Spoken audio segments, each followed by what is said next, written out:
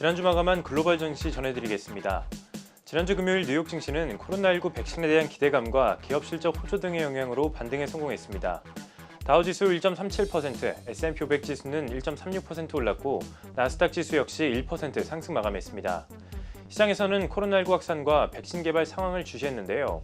백신이 조만간 개발되고 내년에는 경제 활동도 다시 정상으로 돌아갈 수 있을 것이란 기대감이 나오면서 3대 지수는 일제히 올랐습니다.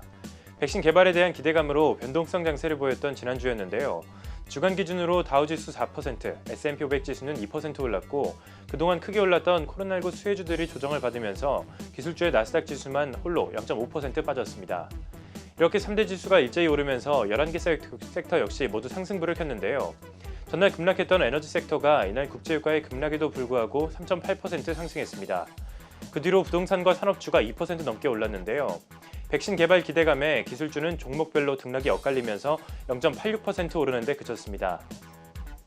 주간 기준으로 다우지수가 가장 많이 올랐는데 다우지수 30개 종목 중에서 가장 많이 오른 10개 종목이 뭔지 살펴보겠습니다. 슈비는 7.59% 오른 코카콜라인데요. 백신 개발 소식에 경기 활성화 기대감으로 상승폭을 키웠습니다.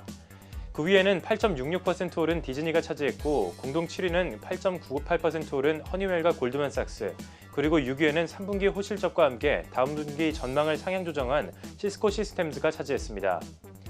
이어서 5위에는 주식과 채권 트레이딩, 매출이 모두 급증했던 JP모건 체이스, 4위는 호실적을 발표한 미국 최대 약국 체인인 월그린 부츠가 차지했습니다.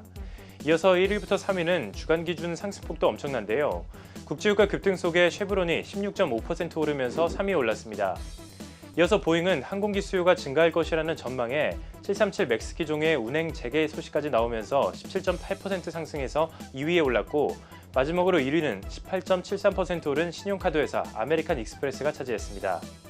이어서 빵 종목들도 살펴보겠습니다. 주가가 엇갈렸는데요. 알파벳이 1.7% 크게 오른 가운데 페이스북과 아마존은 0.6% 상승했습니다. 반면 애플은 보합권에서 움직였고 코로나19 수혜주로 크게 올랐었던 넷플릭스가 백신 개발 기대감에 홀로 0.8% 하락했습니다. 이어서 실적을 발표한 종목도 살펴보겠습니다. 목요일 장 마감 이후에 실적을 발표한 디즈니는 코로나19 사태로 인해서 연간 기준 처음으로 적자를 기록했는데요. 7억 1천만 달러의 순손실을 기록했습니다. 하지만 작년에 출시한 온라인 스트리밍 서비스 디즈니 플러스가 7,300만 명의 유료 구독자를 확보해서 기대 이상의 실적을 거두면서 금요일에 2.1% 상승했습니다.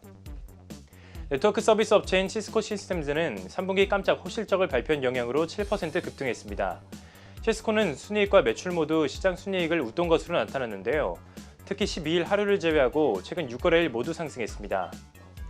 다음은 금요일에 실적을 발표한 미국의 스포츠 베팅 업체 드래프트킹스인데요. 실적 전망치를 상향 조정하면서 주가가 급등했습니다. 코로나19로 중단됐던 스포츠 경기들이 하나둘 재개되면서 스포츠 베팅도 다시 활발해지고 있는데 이로 인해 내년 성장률이 45%에 달할 것이라고 전망했습니다. 드래프트킹스는 금요일장 3.85% 상승 마감했습니다. 마지막으로 상품시장 살펴보겠습니다. 미국과 유럽을 비롯해 전 세계에서 코로나19 확산세가 급증하고 있는데요. 이에 따라 원유 수요 감소 우려가 커지면서 국제유가는 급락했습니다. WTI는 2.4% 급락한 40달러 13센트에 거래가 됐고요. 브렌트유 역시 1.8% 하락했습니다.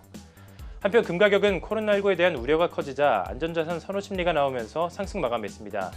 전일 대비 0.7% 오른 1,886달러 선에 거래됐습니다. 지금까지 글로벌 증시 마감 시황 살펴봤습니다.